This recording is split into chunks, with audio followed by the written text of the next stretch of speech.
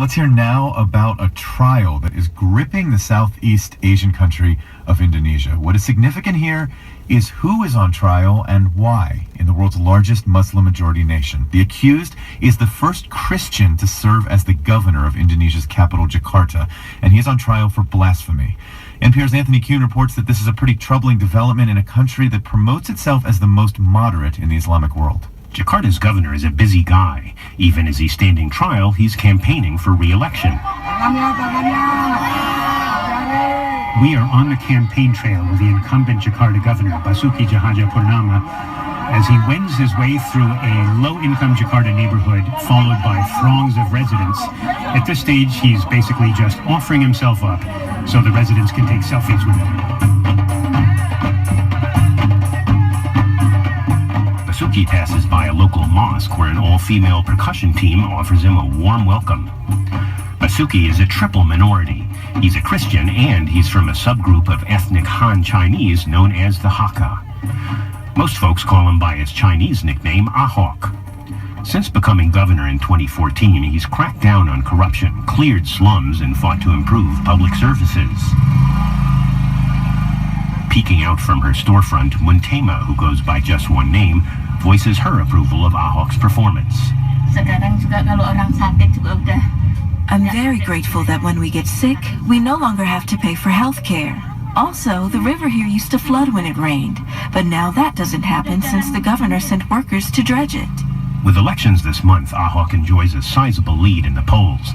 The only wrinkle is the fact that he's on trial for blasphemy. The charges stem from remarks Ahok made in September. He told Muslim voters not to be fooled by politicians who tell them they can only vote for Muslims. Since then, hardliners have organized 3 mass rallies against Ahok. Outside the courthouse, protesters, many wearing robes, turbans, and headscarves, call for Ahok's arrest. Helmi, who uses just one name, is selling Islamic flags. God said, do not vote for someone outside your group to become your leader. So it is forbidden for us to vote for a non-Muslim.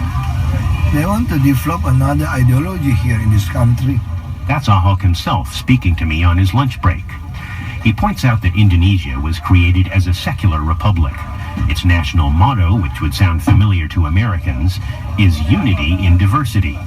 But he says his critics have other ideas. They want to force the Islamic law implement for this country. So this means you want to dig our foundation again and change another foundation. How come? Ahok says that he's truly honored that his trial is putting these issues before the Indonesian public. And I'm happy. History chose me for this position. You couldn't buy it. Ahok says his ultimate goal is to offer Indonesians a sort of civics lesson. How to educate the people to vote for the clean, transparent, and professional politician. Their supporters see Ahok and President Joko Widodo as this new breed of politician. And some analysts see Ahok's trial as the revenge of the old breed. This is the deep state of Indonesia reacting to an outsider president. That's Andreas Harsono, a researcher with Human Rights Watch in Jakarta. By deep state, Harsono means an alliance of the military, hardline Muslim organizations, paramilitary groups, and government bureaucrats. The deep state, he says, exists beneath the institutions of Indonesia's democracy. This is the deep state showing their power, their stubbornness, their deep roots.